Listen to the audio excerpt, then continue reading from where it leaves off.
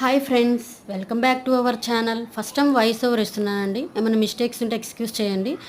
మిగిలిన అన్నంతో తాలింపు రైస్ కావాల్సిన పదార్థాలు: మిగిలిన అన్నం, పచ్చిమిర్చి, ఆనియన్, టమాటో, ఆయిల్, పోపు గింజలు, కారం, సాల్ట్, పసుపు, ఒక ఎండుమిర్చి. వీడియోలో చూపించిన విధంగా కూరగాయలు కట్ చేసి పెట్టుకోవాలి. అన్నంలో సాల్ట్ వేసి కలిపి పక్కన పెట్టుకోవాలి.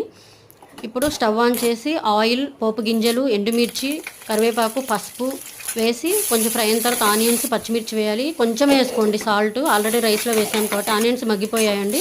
ఇప్పుడు టమాటోస్ కూడా వేసి బాగా కలిపి మూత పెట్టుకోవాలి. ఆనియన్స్, టమాటో మగ్గిన తర్వాత మగ్గినాయండి. ఇప్పుడు మిగిలిన కలిపి పెట్టుకున్న అన్నాన్ని వేయాలి. బాగా కలిపిన తర్వాత రుచికి తగ్గట్టు కారం వేసుకోవాలి. కారం వేసి బాగా కలిపి 30 to 50 సెకండ్స్ బాగా ఫ్రై అయిన తర్వాత వేరొక బౌల్లోకి సర్వ్ చేసుకోవాలి. Thank you for watching.